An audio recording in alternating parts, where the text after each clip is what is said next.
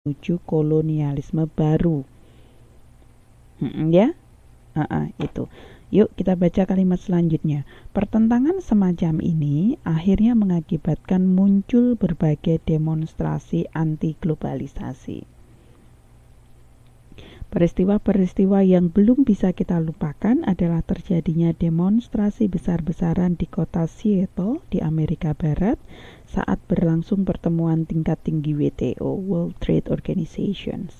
Para aktivis LSM anti globalisasi berdemonstrasi mulai 29 November sampai 3 Desember 99. Mereka meneriakkan slogan-slogan yang menentang globalisasi. Mereka menuduh globalisasi tidak demokratis, merusak lingkungan, mengurangi pekerjaan, menimbulkan pengangguran dan menghambat kenaikan gaji. Perusahaan multinasional asing yang merupakan ujung tombak implementasi globalisasi, mereka anggap perampok dan secara umum merusak ekonomi nasional.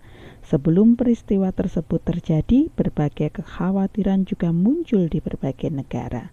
Hal ini disebabkan karena masih banyak negara-negara miskin dan berkembang yang belum siap menghadapi badai globalisasi.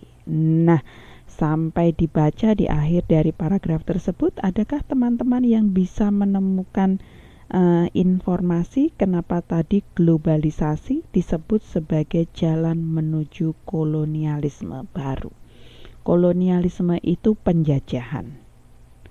Jadi di sini kita bisa mengatakan dengan kata lain, globalisasi dinyatakan sebagai penjajahan, bentuk penjajahan baru.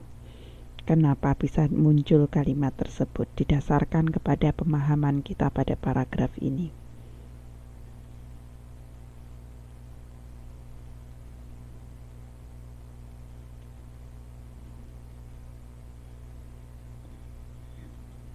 Ayo, saya bertanya kepada forum. Ada muncul pertanyaan, globalisasi adalah jalan menuju penjajahan bentuk baru, begitu ya. Kemudian ada penjelasan di bagian bawah mengenai kenapa itu disebut sebagai penjajahan betul. Kenapa globalisasi bisa dinyatakan sebagai bentuk penjajahan, bentuk baru dari penjajahan? Kenapa semacam itu? Kenapa globalisasi ini bisa dipahami sebagai bentuk baru dari penjajahan? Ingat, konteks pembicaraan kita ini ada di pro kontra globalisasi. Jadi selalu ada pemahaman positif mengenai globalisasi dan juga ada pemahaman negatif mengenai globalisasi. Nah, tentu saja pada saat kita membahas mengenai ini, globalisasi dianggap sebagai penjajahan bentuk baru, itu globalisasi dilihat dari aspek negatif. Kenapa bisa dipahami begitu?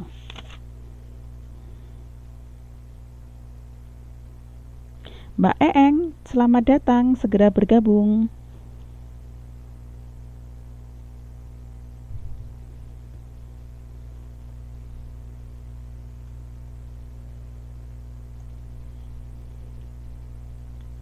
Ayo kita pahami teman-teman, kita pahami bersama-sama kenapa di dalam paragraf tersebut muncul kata-kata itu. Ada penjelasannya.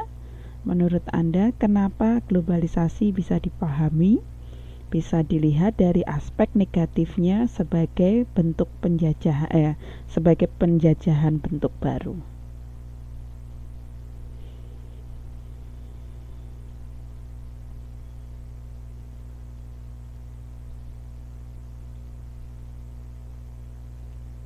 Ayo, muncullah jawabanmu.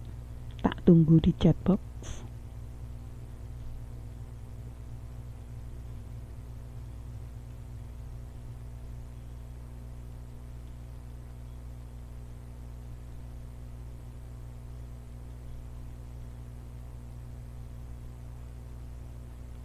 Oke, Mbak Ika sudah masuk. Yuk kita baca bersama saya. Yuk bersama-sama ya.